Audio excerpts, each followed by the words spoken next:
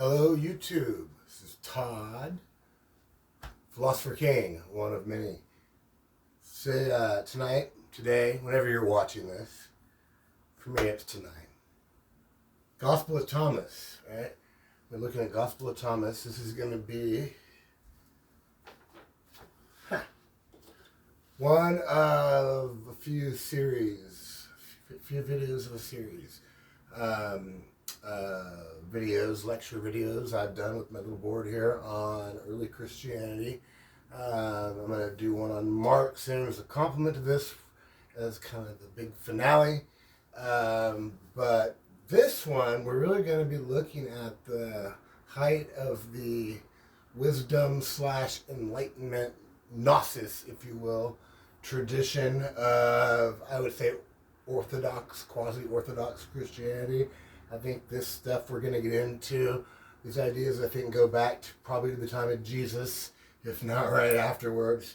And it's profound stuff. So let's get to it. Gospel of Thomas, sayings of Jesus. It's just a collection of sayings. There's no story, there's no passion, no crucifixion, no trial, no resurrection appearances. And the confrontations are just, kind of like, oh, those Pharisees, and it goes into a saying of Jesus. All about the wisdom and sayings of Jesus. And what do you get for it here? Saying 1, and he said, whoever discovers the interpretation of these sayings will not taste death. All right?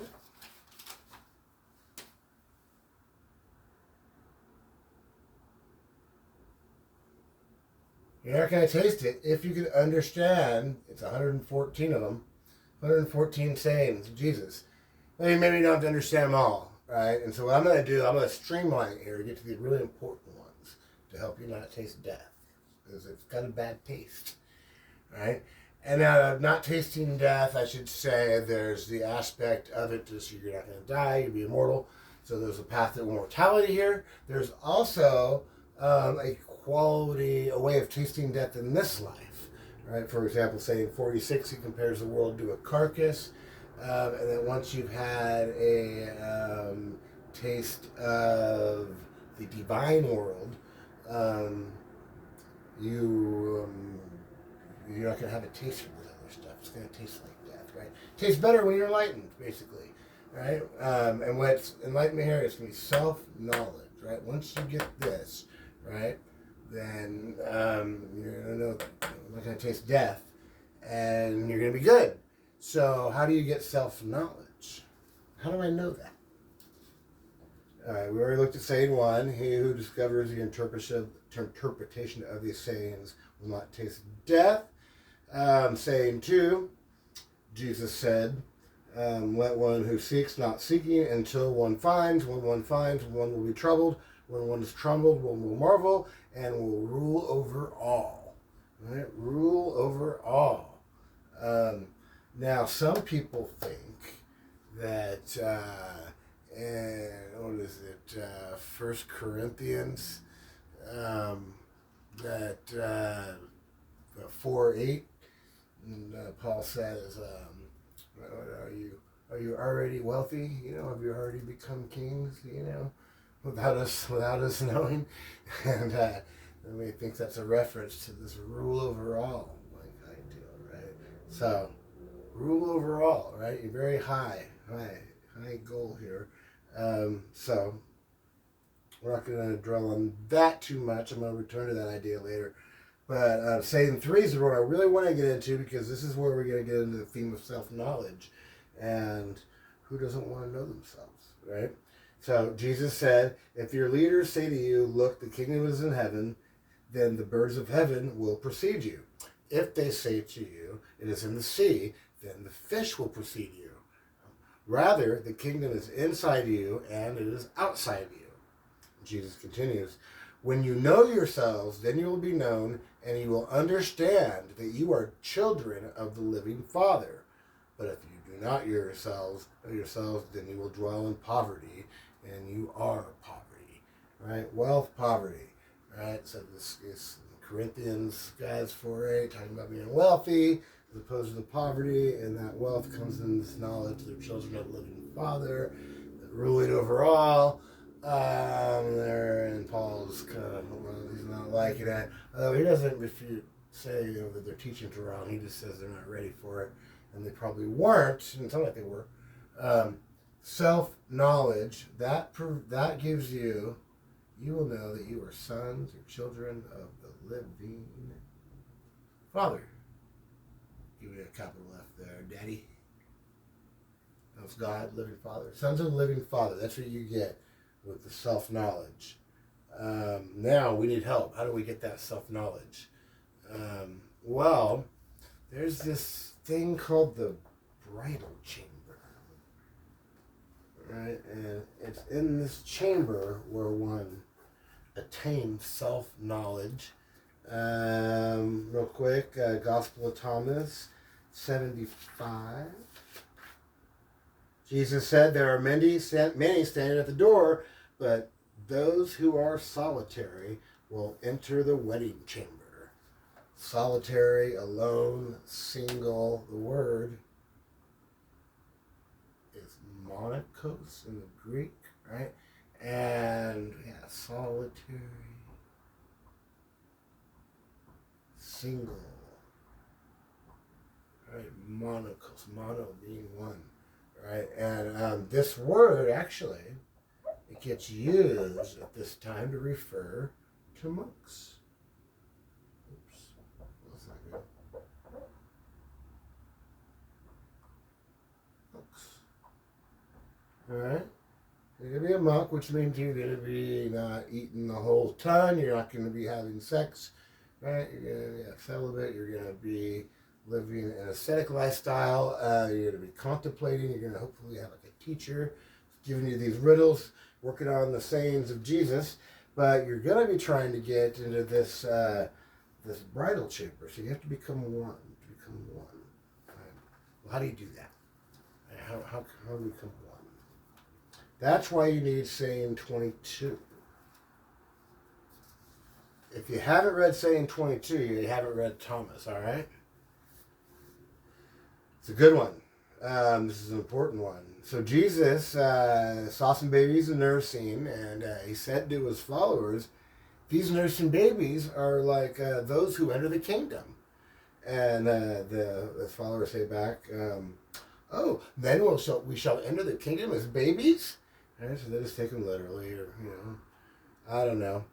Then Jesus responds to them. He says, when you make the two into one, and when you make the inner like the outer, and the outer like the inner, and the upper like the lower, and when you make male and female into a single one, so that male will not be male, nor the female be female, when you make eyes in place of an eye, a hand in place of a hand, a foot in place of a foot, an image in place of an image, then you will enter the kingdom. Right? So, quite an enter, right? So, the nursing babies, right, there's no distinction between the outer and the inner, the upper and the lower, and they're just completely united, absorbed, right, in the oneness of their being with their mother. And then the further, this making the male and female into a single one, right?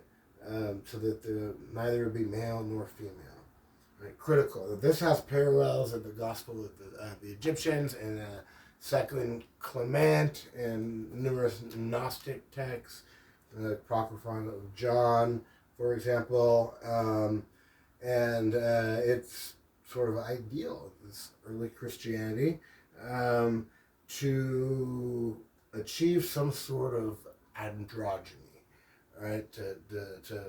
And what's going on here? Really, this is where we have to get biblical. We gotta get the Bible out. It's about the image of God. You might have heard that according to the book of Genesis, man made in. Oh, this is right up here. In, right? Man made in the image of God, right? Now, some people interpret that, just to mean like, say God has an image, right? Like here's a little like image of God, and then they make man and they try to make him look like that image, right? Like, that's probably how they meant it, you know. Prettier images than what I just gave you. But, no. Pardon me. And with the Thomas people, what many were doing with this was they were saying, no. And the image of God means, in this sense, that you have one, God, and then you have two, God's image, which in the context of like philosophical theology at this time, inspired by like Platonic thought, would be something like the logos in Philo. It'd be mind in like Plotinus. Maybe being. The Gnostics, Barbello. I forgot how that breaks down.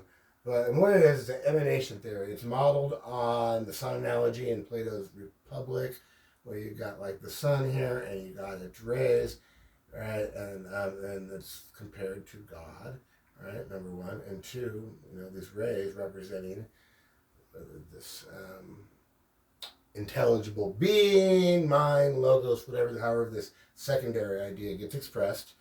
And this becomes, Jesus Christ in the early Christian tradition. Jesus is this, right? And I can prove it to you.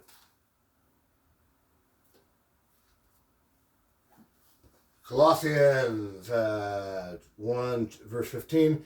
He, Jesus, is the image of the invisible God, right? Jesus, image of the invisible God.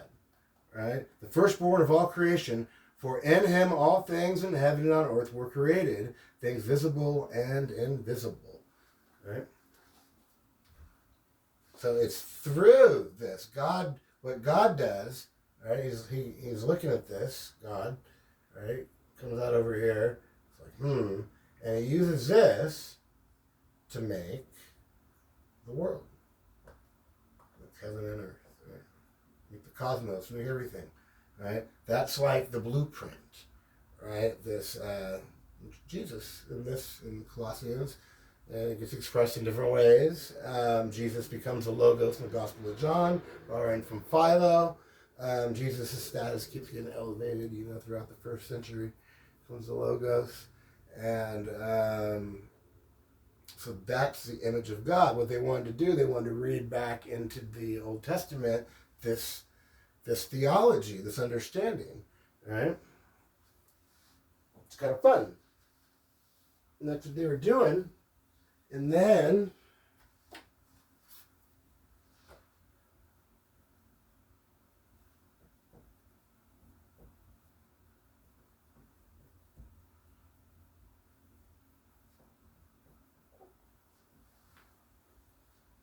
just remember to keep here.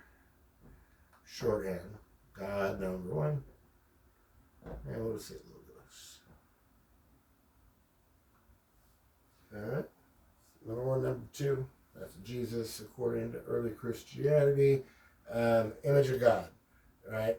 Now, man's made in the image of God. Made in that image. That has a different connotation, right? It's like, oh, and this image of God is light. Divine light, knock you on your ass, right? And it's really hard to deal with, right? So, take a look here, Gospel of Thomas, do 83. Jesus said, images are visible to people, but the light within them is hidden in the image of the Father. He will be disclosed, but his image is hidden by his light. And then Jesus continues, 84, when you see your likeness and you are happy, but when you see your images that came into being before you and then neither die nor become visible, how much will you bear? All right? So, 84, right? you see your images, right? So it's each person, images, each person has an image, right? It's talking plurally, right? So in the image of God, we are made, and the image here, what it is, it's like a form pattern, right? So this is a grand blueprint, right? The image of God, the logos, right? Grand blueprint, and then within that grand blueprint, each of us have a form or a pattern, right? Us. We'll just say, yeah, me, you, right? Everybody, right? We got a form or a pattern, right, that corresponds to each of us, right? And what happens is you're looking for it, and it's hard to find because it's hidden in the image of the Father's light. The Father's light is so overwhelming, right? So you get a glimpse of this image of God, right? And it's so overwhelming, you want to find your own image, right? The image of you, form a pattern. That's what you're looking for. And then when you see it, right, it's gonna, like, how much you will bear. It's gonna blow you away. It's gonna knock you on your butt. All right. So that's the goal here. Now, what they're doing here, biblically,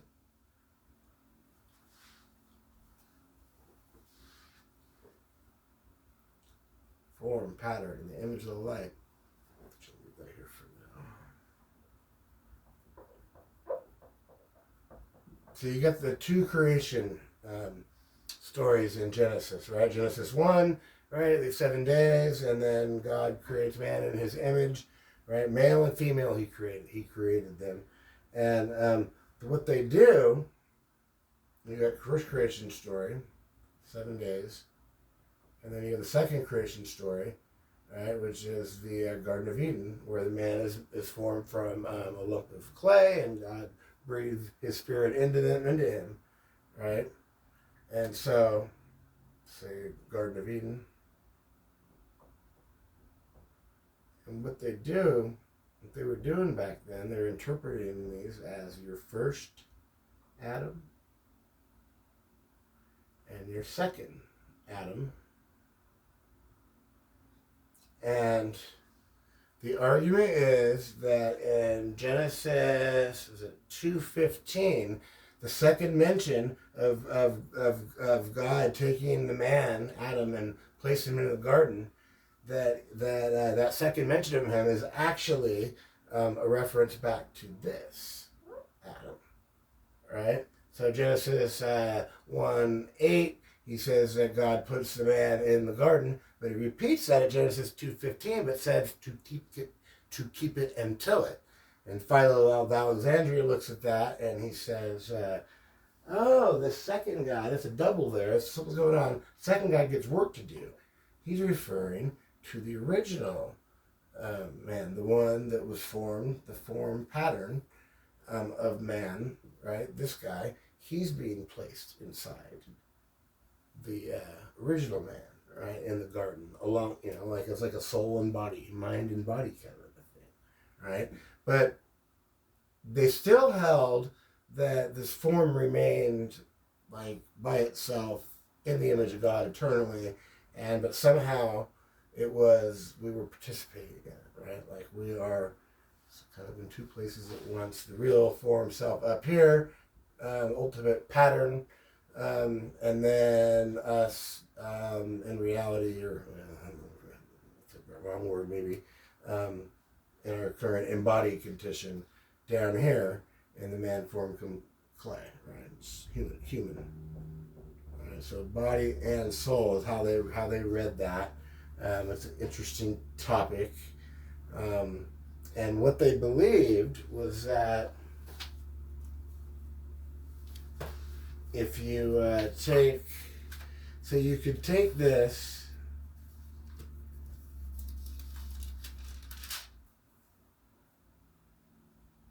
Genesis 1:27, so God created man in his image, and in the image of God he created him, male and female he created them, right? So that when he goes from him to them, right, most people think, oh yeah, male and female, he created them, the two, the male and the female, right? But what you could read that as saying that he created them, a multiplicity of men, right? We're all male and female. And what they in any case, how they read that was to say that the original Adam was androgynous, male and female. It wasn't separate creations.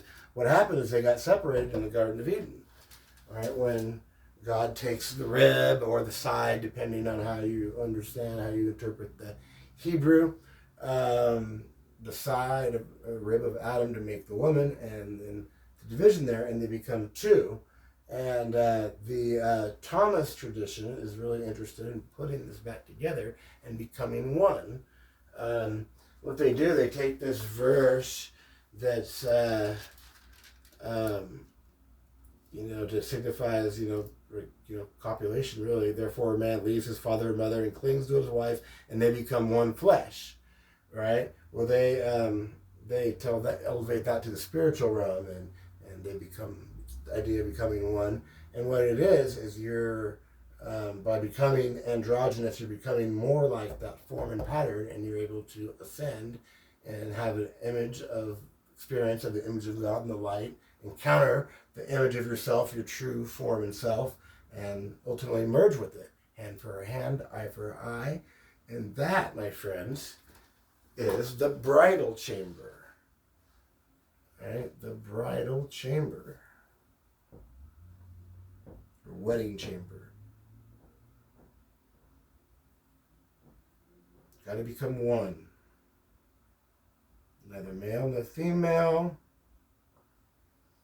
And the obliteration of the inside and outside. Notice in that original early passage on the same 3, Jesus said, make the inside like the outside. He says something similar. And here he says,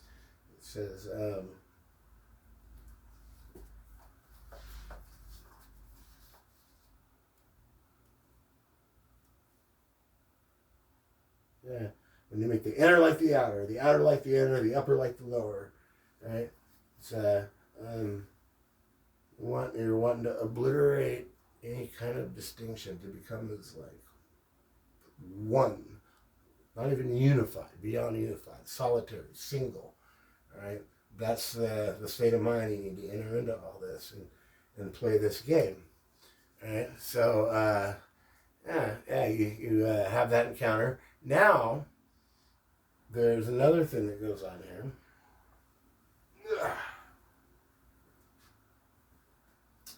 And all this, really there's this equalizing, right? Where Jesus and us, we all, in a sense, become equal through this experience. And for example, well, first off, right away, Thomas, Jesus' twin, Thomas is a nickname, and Jesus tells Thomas that he is not to call him teacher, that gives him high praise. He's just as good as him. But aside from that passage, there's a drink from my mouth passage. Jesus said, whoever drinks from my mouth will become like me, and I myself shall become that person, and the hidden things will be revealed to that person. All right? Another one, saying 106, Jesus said, when you make the two into one, you will become sons of man. And when you say mountain, move here, it will move.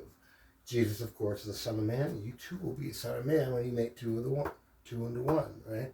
The bridal chamber, right? So, and then there's kind of a funny equalizing passage here. 12, Gospel of Thomas 12, the followers said to Jesus, we know that you are going to leave us. Who will be our leader? Jesus said to them, no matter where you are to go to James the Just, for whose sake heaven and earth came into being. Right? James the Just, for the sake of heaven and earth came into being. Now that's what the Logos is here, right? That's what we saw Jesus was, and according to the Colossians, right? For the sake of, God uses this as a model for creation, for the sake of heaven and earth, right? James the Just gets elevated to that point in this passage, right? He's made leader, right? Which is a little odd because James the Just doesn't appear to be involved in this group historically. He was part of the Jerusalem church. That's part of it. He was like the head of it, the bishop. And then, Thomas is the guy. Why we, in the Thomas tradition. Change the just. Why did I say that? Well, here's your answer. Anybody, right, that does this is because they know they're a son of the living God, and they know they are, they become a son of man. They become just like Jesus. He becomes them. There is a unification, right, in this image of God, right? You behold your image, but you're in this light, and the distinction between self-other is blurred because it's this happy, mystical, luminous existence, right, where you're, in a sense, you are just yourself individually. In a sense, you are one with the whole. You are united with Jesus in spirit, according to Paul. But really, Thomas wants to equalize here. And so he says James the Just, who just happens to be the leader of Jesus' brother and this like big, leader of the early Christian church in the book of Acts, and a big player. He's like, oh yeah, he's our leader, right? We got our authority from the highest sorts, right? As far as like the earthly politics, early Christian politics goes. Oh yeah, and James, he had this experience too. He knows about the wedding chamber, bridal chamber. He's seen his image, and that's what we do here, Christianity. That's how I read that. So, equalizing, right? There's equalizing there, right? Instead of there being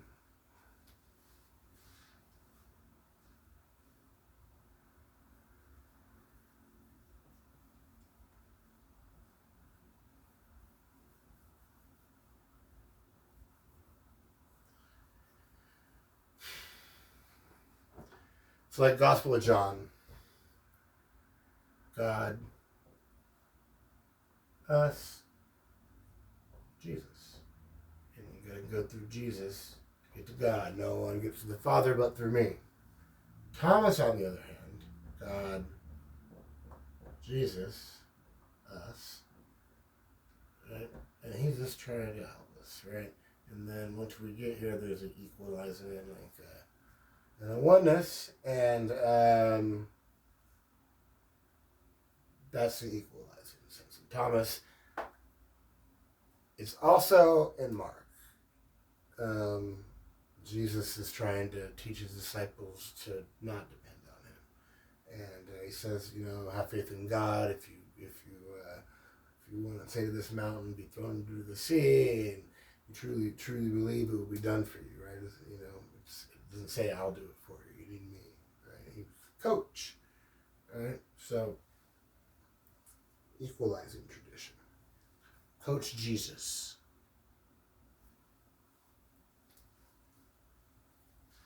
Now, one final thing about this bridal chamber business. So when the two become one in this bridal chamber, and you have this experience, right, kind of with one's heavenly image, right, and in the image of God. What about afterwards? What about during, for that matter? Right? There's a concern here in Thomas for what happens afterwards. So, Gospel of Thomas, saying 11, Jesus said, the heaven will pass away and the one above it will pass away. And two heavens passing away. It's always going to be a little odd here. The dead are alive and the living will not die. And the dead are not alive and the living will not die. Right? During the days when you ate what is dead, you made it alive. When you are in the light, what will you do? Interesting. And then it continues, on the day when you were one, you became two. But when you become two, what will you do? All right? Very interesting. So two things. When you're in the light, what will you do? Right? And he seems to be comparing that with how you're able to eat what is dead and make it alive. Is a concern that when you're in the light, you're going to You're going to consume in some way what is alive, this luminosity, and make it dead, right? Afterwards, become two, become divided. And then when you were one, you became two. But when you become two, what will you do? So what do you do afterwards? So when you became one, you're one here, but then after you're two. Hopefully there's an intersection. What will you do? Right? So two concerns. What do you do while you're in the light? Right? While you're in the peak of the experience. Right? You're in the light. Right? In your image, and you're united in it, and it's this, powerful, luminous experience, right? What do you do there, and then what do you do afterwards when inevitably you become two? It's another passage on that sounds very familiar. We're going to say in 104, they said to Jesus, "Come, let us pray, and let us fast." Jesus responds, "What sin have I committed, or how have I been undone?" Right? Rather, when the bridegroom leaves the wedding chamber, then let people fast and pray. Now, this is a parallel to this in the Gospels, where Jesus says, when the bridegroom is taken away from them, let them pray and fast, which seems to refer to his upcoming arrest. But here it's the wedding chamber, the bridal chamber. When they leave the bridal chamber, let the people pray and fast. And for now, he hasn't been undone, hasn't committed any sins. But should he leave the bridal chamber? So in this scenario,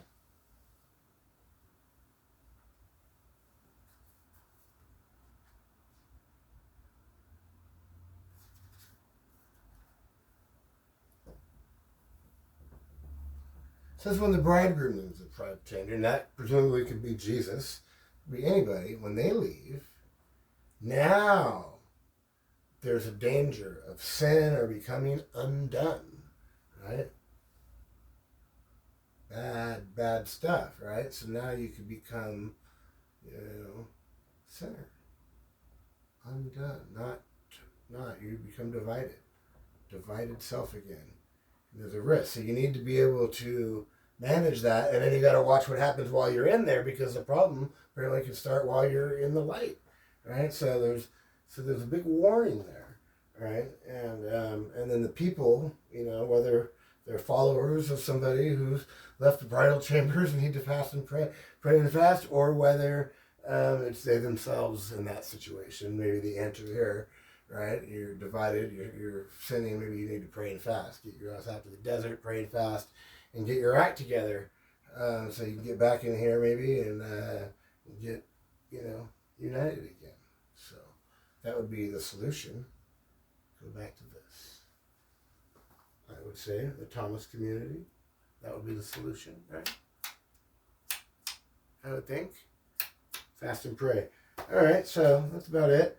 There is, say, 114. I think I want to skip that one. People get mad about that one. Take a look at it. Make a comment. I'd love to hear somebody discuss it, but I don't think it's a problem. Yeah, bridal chamber, right? Come the solitary one, you need to unify the male, female aspects of your part into this androgynous kind of thing, harmonious, maybe, and obliterate these distinctions between outside and inside, right? You are one, and then you get into this light, find your form of yourself, your image, and that produces self-knowledge, which means you don't taste death as long as you're careful here, because afterwards there's a risk, and that will set me up for the Mark talk, which will be coming soon. We'll be looking at the second half of the Gospel of Mark and see if Jesus sins or becomes divided. Right.